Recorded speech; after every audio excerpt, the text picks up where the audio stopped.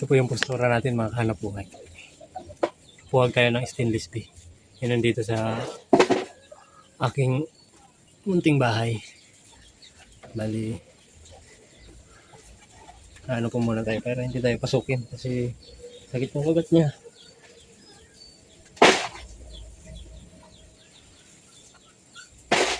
Yan.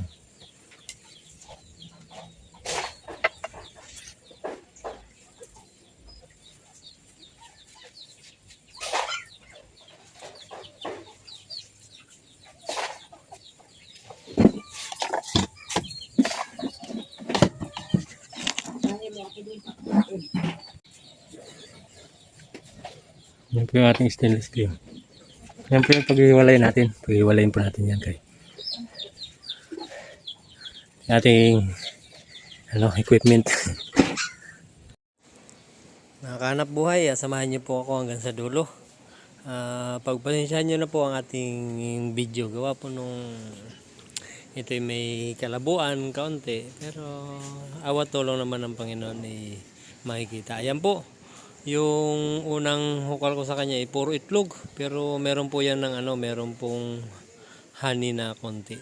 Yung dugos, kukutsarain ko po muna yan, ilalagay ko sa planggana para po sa gayon pag-splint natin, hindi siya langawin. Baka po ipasukin ng langaw pag yung dugos na tumulo, mapunta sa itlog. Ito po yung kanyang itlog. Napakarami po ng kanyang itlog. Salamat po sa Diyos, magiging dalawa na po ito. Para nang sa gayon, pag naging dalawa na sila, mas marami na po tayong kukuha na ng dugos. Yan na po, nilalagyan ko na po siya ng bao. Kay stainless steel po siya na pabao. Kung tawagin dito sa Bicol, kiwot. Yan po, nilagay ko sa bao. Dalawa po yan.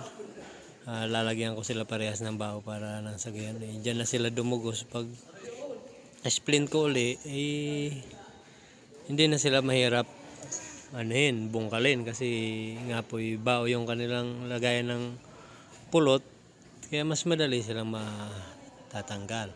Yan na po yung kanya itsura. Yan na po yung kanilang bagong bahay.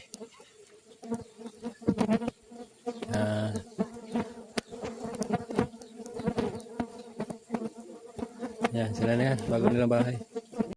Ito naman po ngayon mga kahanap buhay, hanapin naman natin yung pulot niya. Yan, mga pulot na po yan, kukunin po natin kasi yung isa, ito pong isang naiwan, yung pinakabahay talaga niya, lalagyan po natin ng bao para nang sa gayon po mas maparami nila yung